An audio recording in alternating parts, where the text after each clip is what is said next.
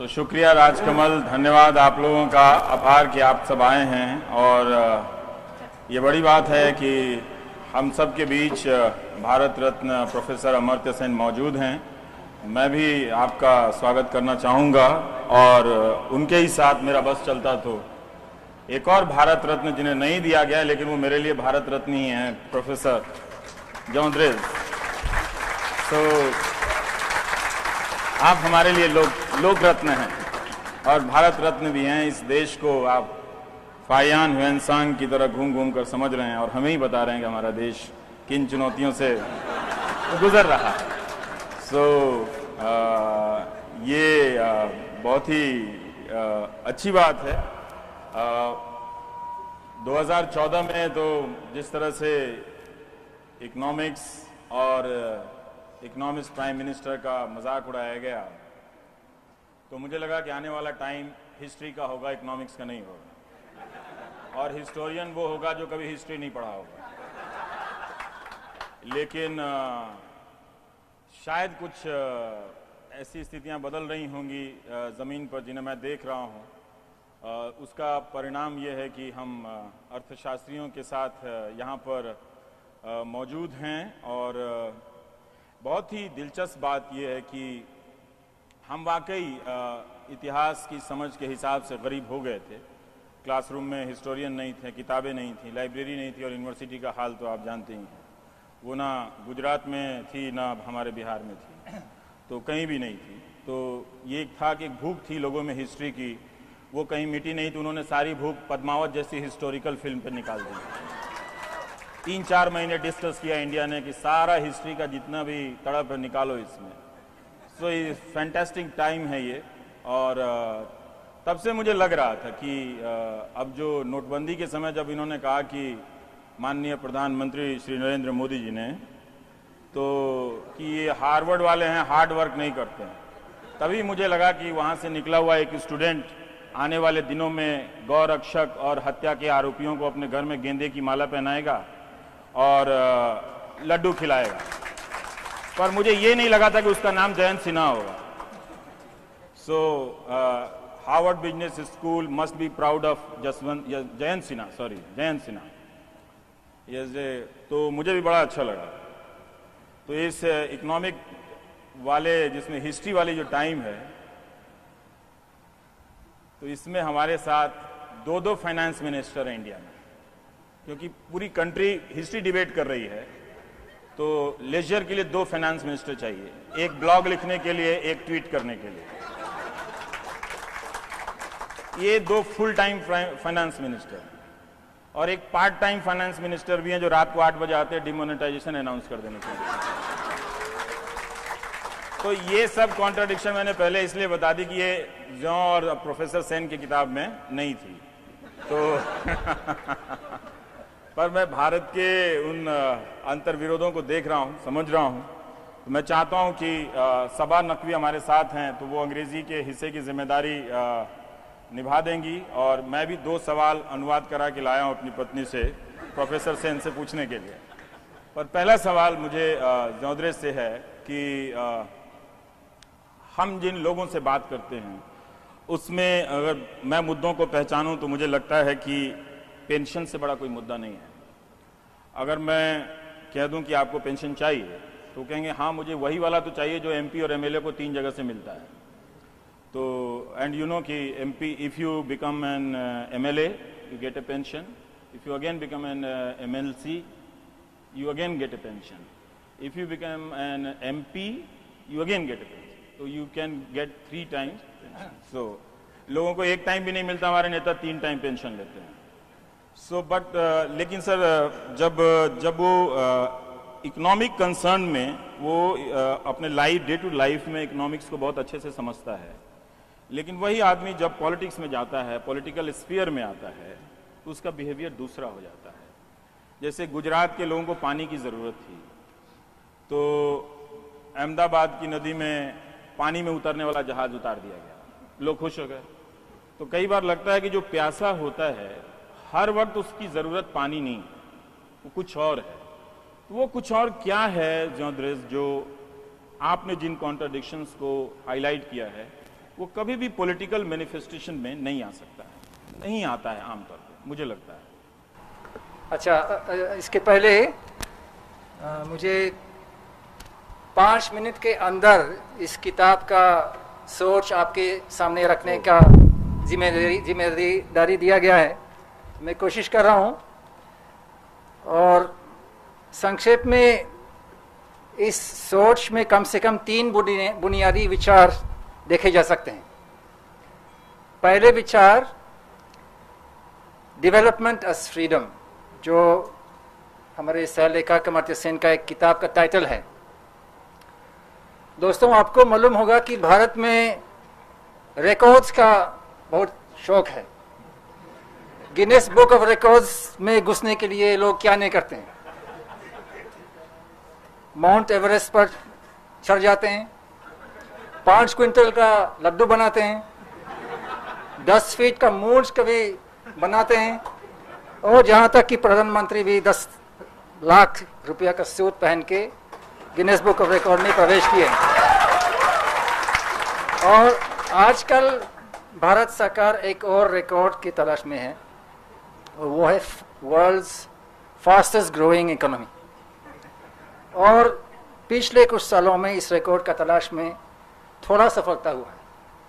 इस तलाश में चीन का इकोनॉमिक स्लोडाउन और शायद आर्थिक आंकड़ों का हेराफेरी से भी मदद मिला होगा, लेकिन फिर भी सच है कि भारत का अर्थव्यवस्था फास्टेस्ट नहीं तो कम से कम among the fastest in the world बना है।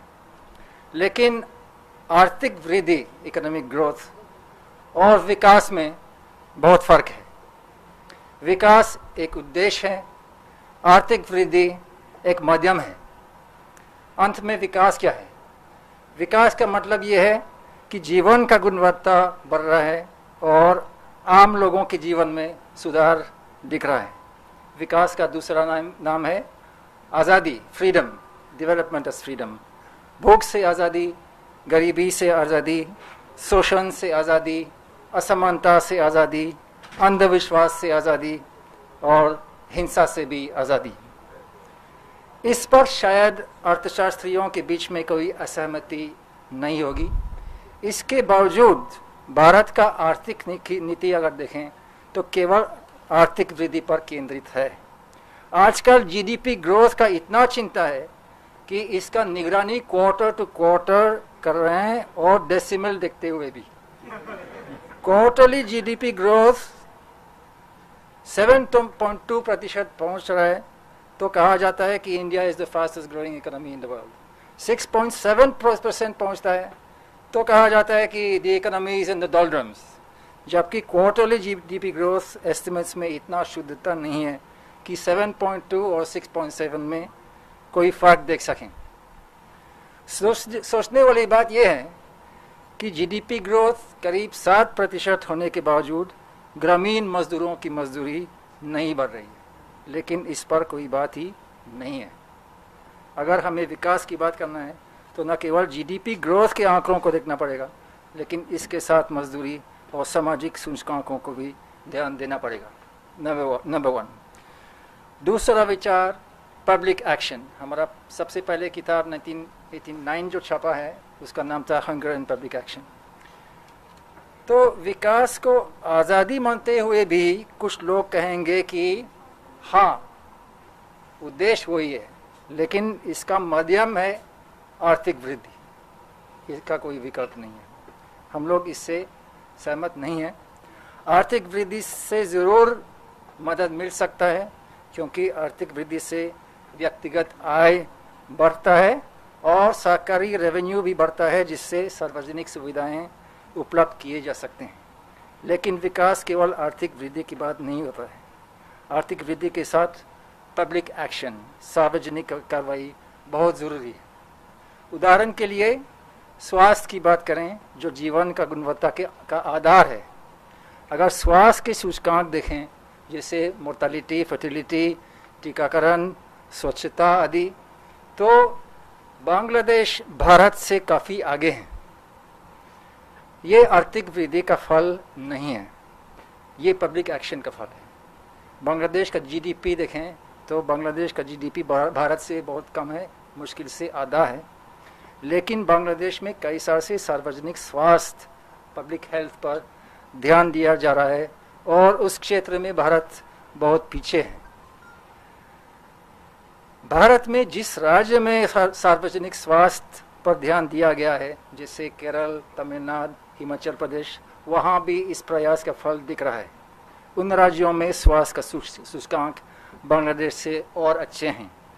और जैसे पब्लिक एक्शन स्वास्थ्य के लिए ज़रूरी है, उसी तरह कई चीज़ों के लिए ज़रूरी है। पोषण, शिक्षा, सामाजिक सुरक्षा, समानता, पर्यावरण संरक्षण और आर्थिक वृद्धि के लिए भी। पब्लिक एक्शन के बारे में ये भी स्पष्ट करना ज़रूरी है कि पब्लिक एक्शन केवल सरकारी कार्रवाई या सरकारी नीति की बात नहीं है। भारत में सरकारी नीति एक लोकतांत्रिक प्रक्रिया का नतीजा है, जिसमें नागरिक संस्थाओं और आम जनता का भूमिका भी है। सामाजिक लोकतंत्र कम होने के कारण शायद जनता की भागीदारी इतना नहीं है जितना होना चाहिए, लेकिन इस स्थिति को बदलना भी विकास का एक हिस्सा है। तीसरा, fundamental importance of health, education and social security, स्वास्थ्य, शिक्षा और सामाजिक सुरक्षा का महत्वपूर्णता। इन तीनों में से टाइम कम होने के कारण शिक्षा की बात करें। अगर पिछले 20 साल में डेवलपमेंट इकोनॉमिक्स से एक चीज़ सीखा गया है तो वो है कि विकास के लिए शिक्षा सबसे ज़रूरी है, और ख़ास करके प्रारंभिक शिक्षा। शिक्षा रोज़गार के लिए ज़रूरी है, स्वास्थ्य के लिए ज़रूरी है, डेमोग्राफिक चेंज के लिए ज़रूरी है, लोकतंत्र के लिए ज़रूरी है, शोषण से बचने के लिए ज़रूरी है, और शिक्षा अपने आप भी जीवन का गुणवत्ता का एक हिस्सा होता है। जीवन का गुणवत्ता के अलावा स्वास्थ्य और शिक्षा मानव संसाधन को भी बढ़ाते हैं। मानव संसाधन की कमी के कारण पकौड़ा बेचने वाला पकौड़ा ही बेचता है, जबकि शिक्षक या इंजीनियर बन सकता था। और उसी के कारण भारत में मजदूरों की मजदूरी मुश्किल से बढ़ती है, जबकि चीन में लगभग जीडीपी के हिसाब से मजदूरी बढ़ती है। आश्चर्य बात यह है कि स्वास्थ्य, शिक्षा और सामाजिक सुरक्षा जीवन का गुणवत्ता और आर्थिक विकास का आधार होने के बावजूद भारत के लोकतंत्र में इन मामलों की बात नहीं होती। ये भारत के अंतर्विरोधों का एक ताज़ा उदाहरण है। दोस्तों, 5 मिनट हो रहे हैं। अंत में मैं इतना कहना चाह रहा हूँ कि साइकिल 2 पहिए से चलते हैं, और विकास का साइकिल 2 पहिए से भी चलता है, आर्थिक नीति और सामाजिक नीति। और मोदी सरकार 1 पहिए से चलने की कोशिश कर रहे हैं, जो आर्थिक नीति है। सामाजिक नीति को कोई ध्यान नहीं दे रहे हैं, केवल पैसे बचाने की कोशिश कर रहे हैं। और आर्थिक पहिया का हवा भी थोड़ा सा निकलने लगे तो स्थिति गंभीर है। फिर भी हमें उम्मीद रखना चाहिए कि लोकतांत्रिक संघर्ष से परिवर्तन लाया जाएगा, और कोई रास्ता नहीं है। और अब मुझे उम्मीद है कि एक किताब का प्रस्तुति 5 मिनट के अंदर करने के लिए मुझे गिनीज बुक ऑफ रिकॉर्ड्स में थोड़ी सी जगह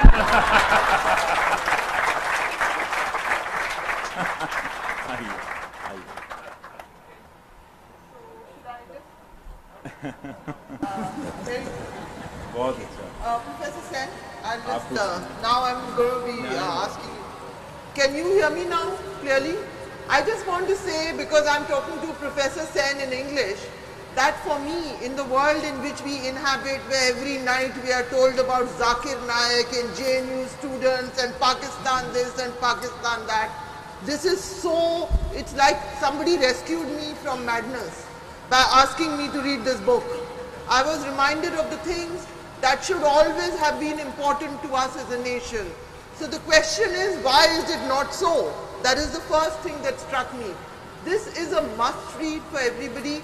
You are going to get intellectual ability of the highest level with conscience and moral values. Sometimes you have great economists who will crunch great numbers and come up with fascinating theories. What you have here is the great intellectual wealth. And it's not just about India. You will learn about Bangladesh, why it is in a certain direction, why Japan has advanced in certain ways. You will learn about the world.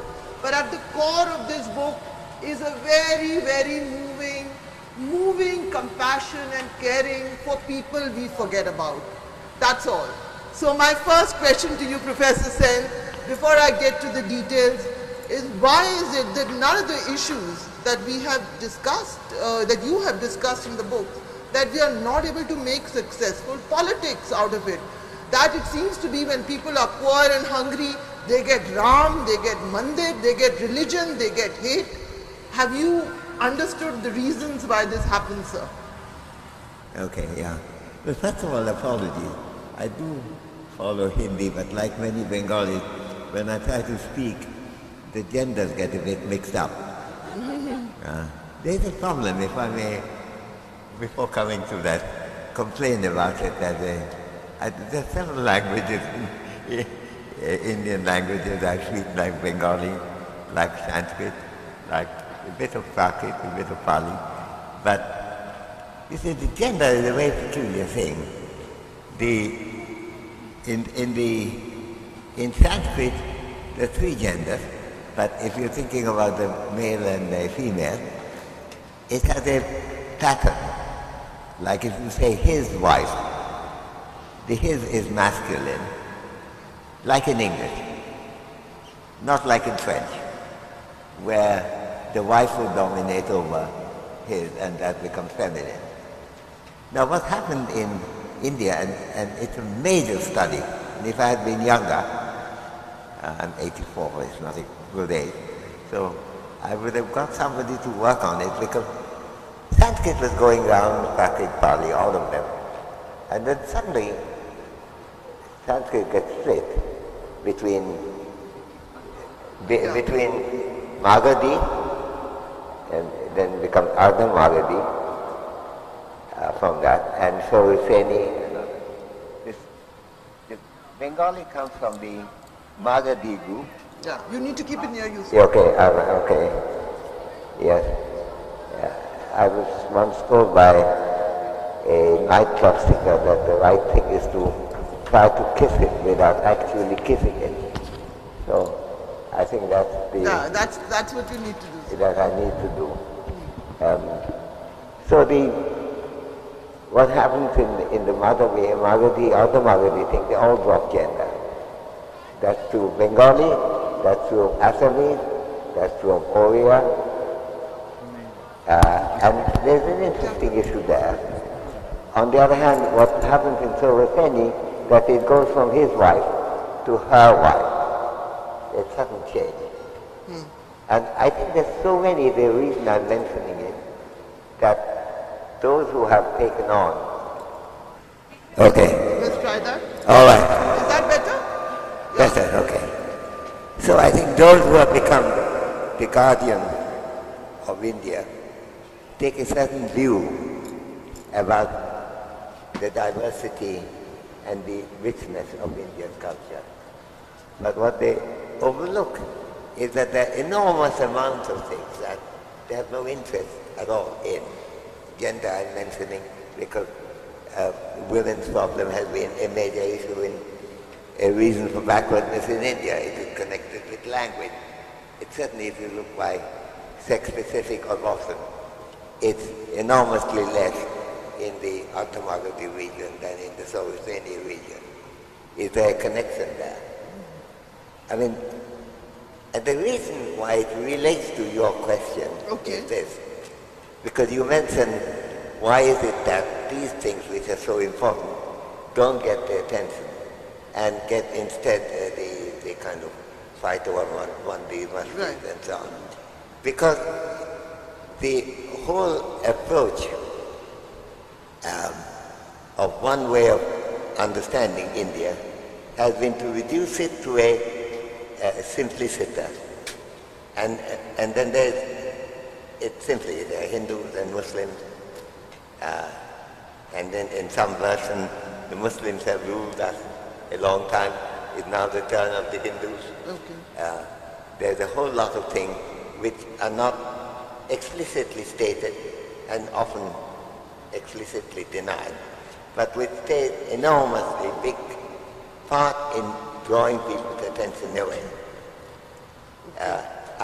When I was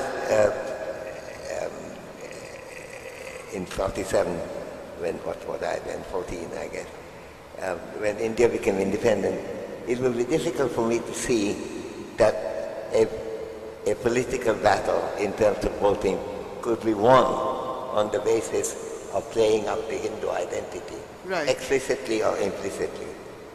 But that happened, and which is why at this time the whole issue of opposition unity standing against it is so important. It's not a battle about one individual against other, Mr. Modi against Mr. Rahul Gandhi. It's not that issue. It is an issue of what India is. And India is what we say, Agu, it unfortunately is, and fortunately is too. There are many things of which we have extraordinary reason to be proud. And there are many things, including healthcare, education, the big division, the way the, what we now call scheduled castes have been treated in the past. Good God, this is another microphone. No, this is for a channel. Oh, He's channel, doing okay. it. Are you blocking the Facebook Live of the Yeah. others? And I don't and know. so the whole question is to understand India. Now here, this book, and I'm enormously grateful that Ravi and Ravish and Savai are here to help Jean and me to promote our book. But it is about the nature of India. That nature includes these divisions. That nature includes our achievement. I wrote once a book about its achievement, particularly called Argumentative India. Yes. And it's something where the achievement came not from one community, the big hero on the constitutional side of a multicultural, multi-religious India is clearly Akbar, thought more clearly than any other person when he was talking about religious tolerance at the end of the 16th century.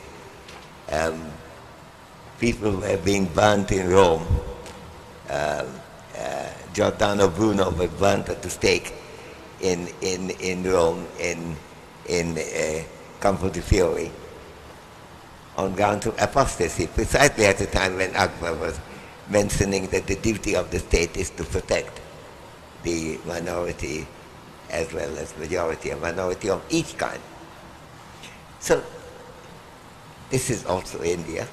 It's also in India where a whole group of people, their demand and their need have been neglected, whether they're cleaning lavatories or sewerage with their hands, or whether they are going around without any kind of uncertainty, any kind of certainty about their next meal, about their health care, their education, or whether I see this morning's paper as I landed at the airport, someone from the scheduled caste being flogged 100 times for Right. not being at work without taking leave.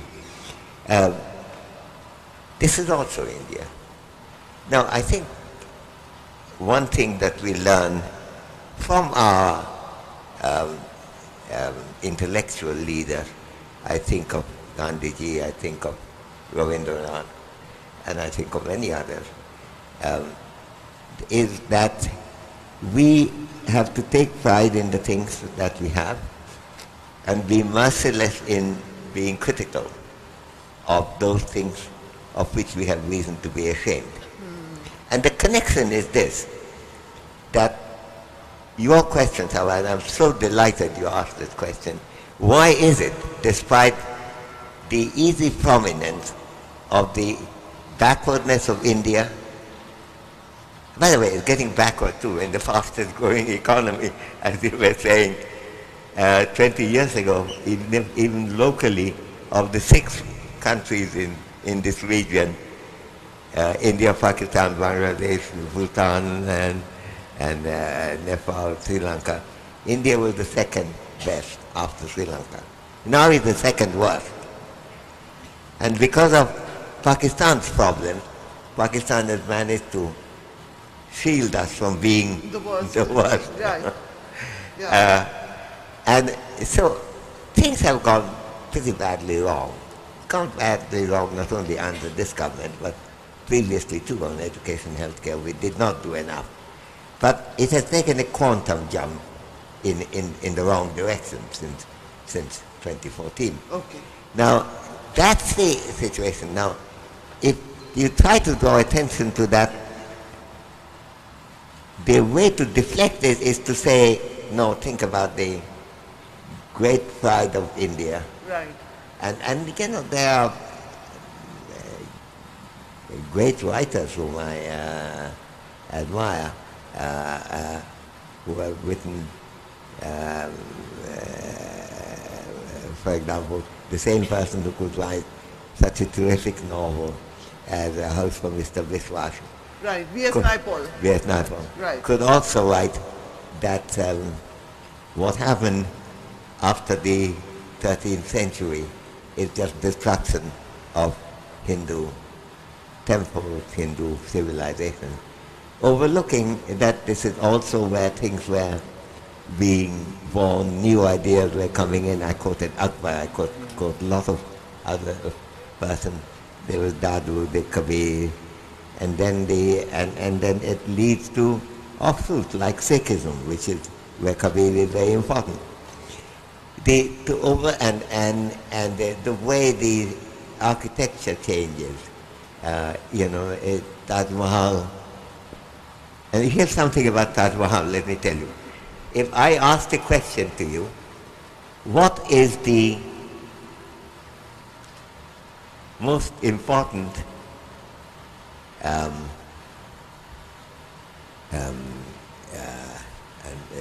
what is the most beautiful building in the memory of the mother of the first person to translate the Upanishads, the Hindu Upanishads, What is it? into foreign language? That was Darasiko who did that. Darashikar. Darasiko's mother was Mamata, and the Taj Mahal is a glorification of the mother of the first translator of Upanishads.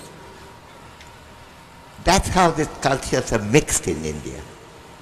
And by the way, this Upanishad translation of Darasiko's, that actually is the one that was in fact used by others like Max Muller and others into the Sanskrit classics.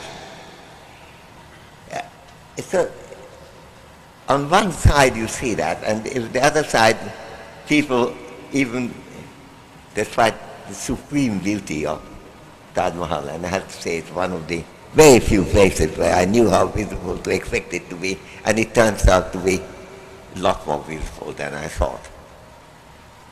And to say that it is a negative aspect of Indian culture, to say for V.S. Naipaul nothing interesting in India is happening. I think, since I admire Naipaul's novels, certainly the early one, I find it totally difficult to understand. But that is important too, Saba, in your question. How is it possible, you could say, that people could distract attention from the nature of India, the inequalities, the caste system, the way the scheduled tribes have been kept out. And by the way, historically that's odd. Ashoka, in the 3rd century BC, when he is writing these stone pillars, among other things, in saying equality of human being must also include the tribal people who are part of the culture of living in forest rather than in urban towns like Pataliputra. Yeah. 3rd century BC, and yet it doesn't come in to their understanding. So despite the enormous inequalities which the book is largely about. Right. It is possible to distract attention. If you can distract V.S. Naipaul's attention, then you can distract the attention of most intelligent people. Okay. And the result of it is that there have been deflection. And the reason I think why it's important to remember it now, is that when there has been this deflection, we have to do something anti-deflection. Okay. In my old student left-wing days, we call this negation of negation. It's very important to think about negation of negation in this context. And I think I'm really delighted that you're all here. I recognize this is Jean Gréger's Effort, yeah. effort. As I said, he complained about it. I had said somewhere that our joint work is very pleasing to me because Jean does 99% of the work and I get 99% of the credit.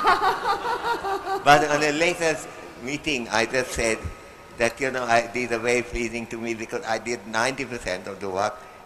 He does 90% of the work, I get 90% of the credit. And Jean complained later. He said, I thought he said it was 99%.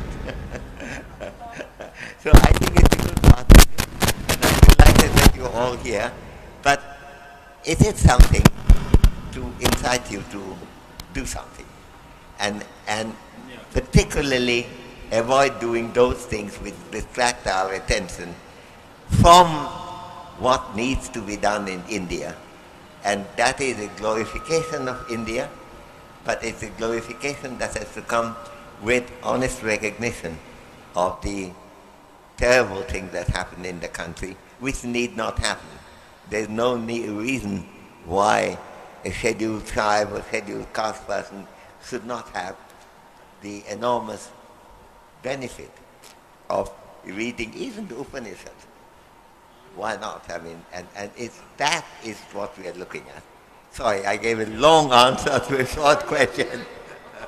Ravish, Just I just want to bring my question here, where needs to be revamped, redrafted, and expanded, and take it to the broader linguistic Indian languages to the area, especially to accommodate those who think that their religious identity or concerns haven't been given a equal place in this idea. Because from the background I come from, we don't get such messages of assimilations, and we know everything by our experiences of life.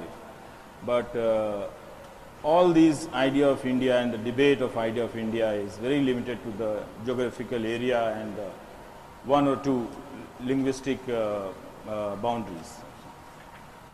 I think that's a really interesting question. I can give some argument in the direction you're suggesting. Please. But I can give an argument against. Against. And let me give you against. You give both. Okay. Please give both. I think, okay, I mean, certainly the idea of India, if you ask people today, in an electoral booth, in reading newspapers, or abroad, something would emerge which needs to be modified in many ways.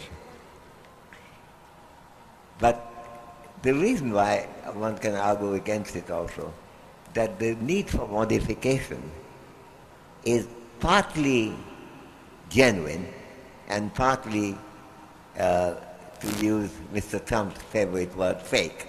Fake. The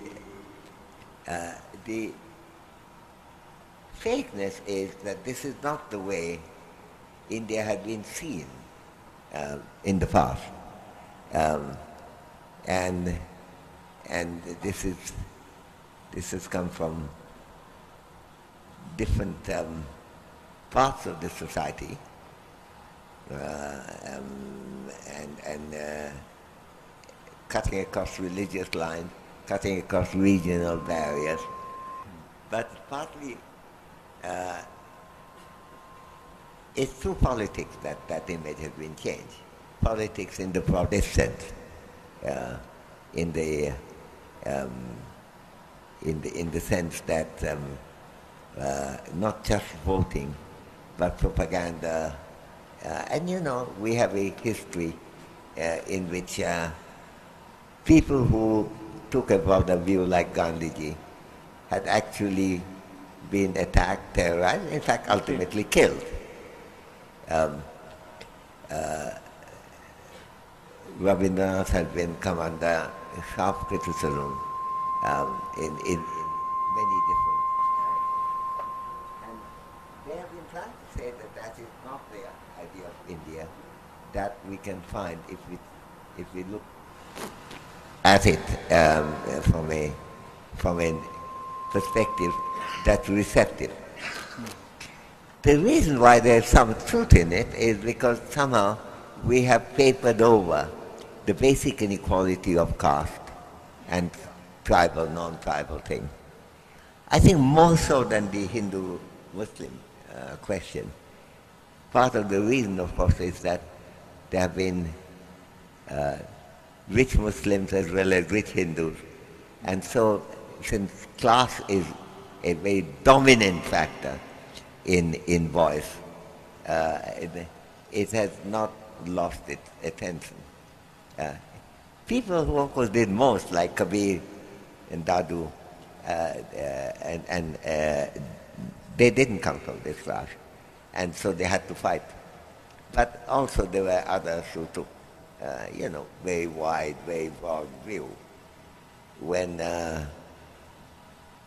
British Empire was being established, and Siraj-Dowlah was being killed, and Clive was marching towards Plassey to have the decisive battle.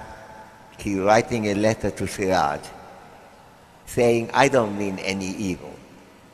I want to have good relations with you. And he, by the way, he's marching his army. So he's lying. But he's telling Siraj, why don't you ask your friends whom you trust most, what do they think? They will agree with me. And he names there 9 people, 6 of whom are Hindus and 3 are Muslims. This is the Muslim king, the last Muslim king of Bengal. So, there has been that broad understanding. And we have to stand for it. And we shouldn't deny that even Siraj-Dowlah wasn't as concerned, perhaps, with the untouchables as he could have been. So you're right, but there's a sense in which you're also wrong. We are standing up for an idea that's very old in India. We're also standing up for an idea which has often been overlooked. I mean, the Hindu classics, my grandfather, Kriti Sen, has a number of books on that. If you look for it, you find enormous denunciation of caste. And yet, it continued in a very, very big way. Buddha, and I say that with some pride because it's glorious that in 6th century BC, we could think of a person who not only was saying some of the most profound things about life, but he was also concerned exactly with the issue of caste and division and exclusion.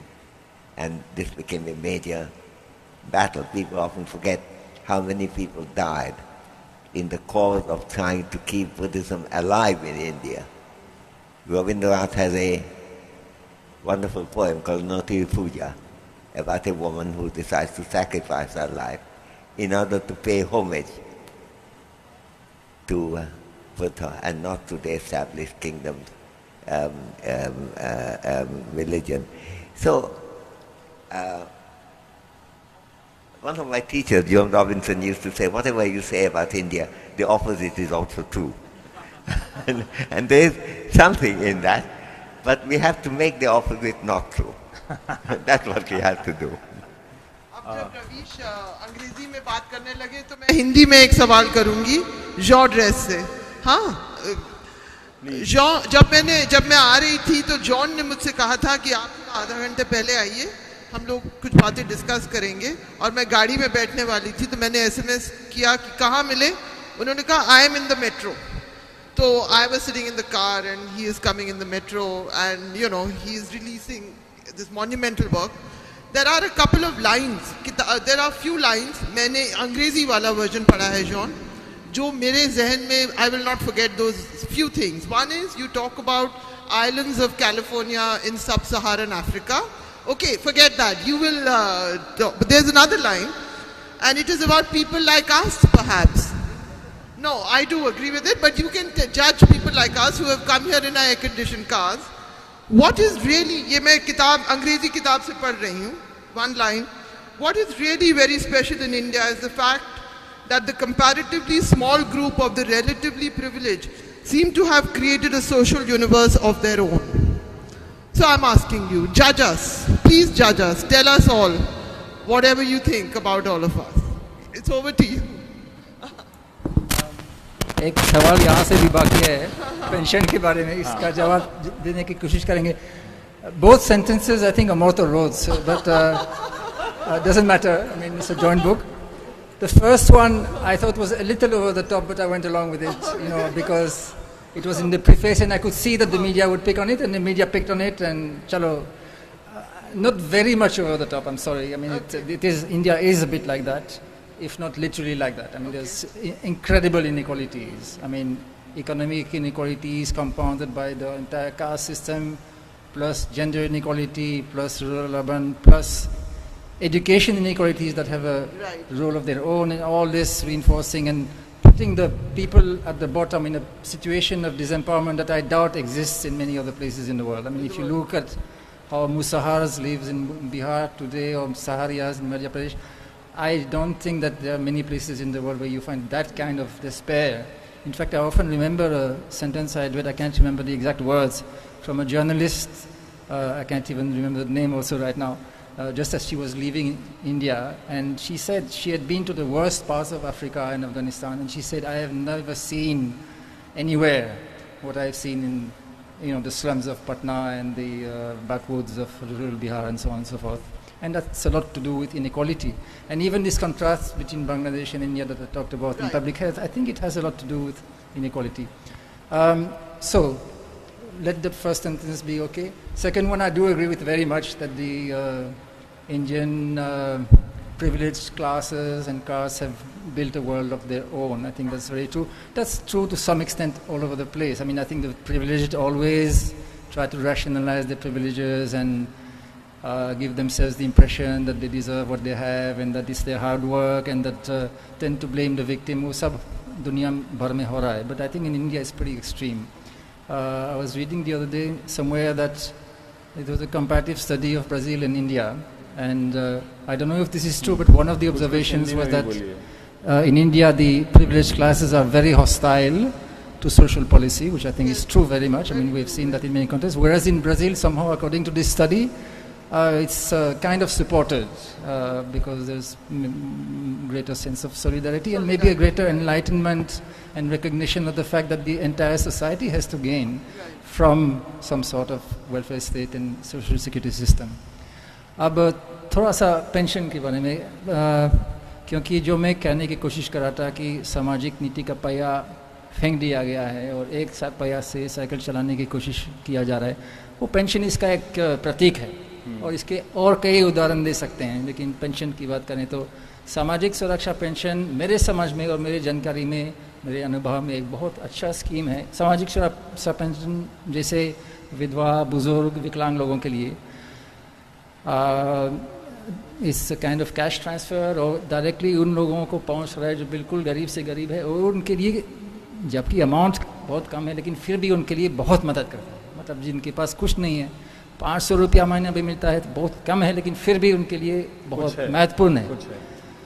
In the last 10-15 years, there has been a significant expansion of these programs in many states, largely through the efforts of the state governments. लेकिन केंद्र सरकार की बात करें तो 2006 से केवल 200 रुपया महीना दे रहे हैं, और वो भी BPL परिवारों के लिए. So for 12 years you are keeping these extremely critical social security pensions at 200 rupees a month, which is nothing, even as the salaries and pensions of all the government employees and MPs and MLAs and so on are going up by leaps and bounds. And no response at all to public movements and campaigns to try to change this. In fact, पिछले दिसंबर में 60 जाने माने भारत के अर्थशास्त्रियों ने मिलके finance minister और prime minister को चिट्ठी भेजे हैं ये सुझाव देने के लिए कि कम से कम इसको 2 गुना कर दीजिए. 2 गुना बहुत नहीं है, 200 से 400 कर दीजिए, और उसके साथ मातृत्व लाभ भी चालू कर दीजिए, जो नेशनल फूड सिक्योरिटी एक्ट का हर महिला का अधिकार है. For the last 5 years, all Indian women have been entitled under the law to 6,000 rupees per child by way of maternity benefits. Virtually nothing has been done about it. Finally, this year, एक टूटा फूटा योजना चालू किया गया है जिसको प्रधानमंत्री मातृवंदना योजना कह रहे हैं. And under that scheme, you get only 5,000 instead of 6 for some reason, and only for the first living child, which is a violation of the law, but the government somehow gets away with it. And the demand for increasing pensions was simply ignored, when it was actually a tiny amount of money for the central government. So these are just 2 examples among many that we can give, that the Modi government has turned its back to social policy. It has no interest. Social policy can be summarized in 2 words: save money. That is the one and only objective. And I think the country is paying a big price for it. आपकी किताब को पढ़ते हुए और जो सवाल मैं देख रहा था कि ये सोशल स्कीम पहले कुछ सालों में बेहतर चलती हैं, उसका एक बार पॉलिटिकल माइलेज लिया जाता है, फिर वो धीरे धीरे कट डाउन होती चली जाती हैं. लेकिन आप लोगों का जो स्टडी है, जैसे एजुकेशन पे आप और मैं भी जब बिहार में साइकिल चलाती हुई लड़कियों को देख रहा था तो मैं भी बहुत ओवरवेल्म था कई कारणों से, सोशल इम्पैक्ट से, कि मेरे स्टेट में लड़कियां खुद इससे अकेले निकल रही हैं, डिसीजन मेकिंग प्रोसेस में हैं. लेकिन उसके 1 साल बाद जब मैं वो जहाँ जा रही हैं, जिस स्कूल में जा रही हैं और जिस क्लासरूम में बैठ रही हैं और जो कंटेंट उनको मिल रहा है, क्वालिटी जो मिल रहा है, जब मैं उसको एसेस करने लगा तो फिर मुझे ये जो साइकिलिंग करके वहाँ तक जाना, ये मुझे वैसा बड़ा सोशल चेंज नज़र नहीं आया जो पहले मुझे लगा था. तो मैं ये बात इसलिए कह रहा हूँ कि आपका फोकस कई बार लगता है कि कवरेज पे ज़्यादा है, उस दायरे में आ जाए, और आने के समय तुरंत एक क्वालिटेटिव चेंज होता है, जो बड़ी बात है भारत जैसे देश में. लेकिन आगे हम उसको फेल करते हैं. जैसे नेशनल रूरल हेल्थ मिशन है, NRHM में है, इसके बारे में मैं देखता रहता हूं कि एम्बुलेंसेस ज़्यादा खरीदे जाते हैं. अभी कुछ दिन पहले डॉक्टर मैथ्यू स्टीफेंस के जो हैं उन्होंने बताया कि एम्बुलेंस इमरजेंसी में, एम्स की इमरजेंसी में जो मरीज पहुंचते हैं वो 30 से 35% 3 व्हीलर से पहुंचते हैं और 40% के करीब दिल्ली पुलिस की जिप्सी से पहुंचते हैं, 3 से 5% एम्बुलेंस से पहुंचते हैं. लेकिन इस एम्बुलेंस को देख के एक पब्लिक में मैसेजिंग हो रही है कि हम कुछ हॉस्पिटल या हेल्थ पे बड़ा भारी काम कर रहे हैं.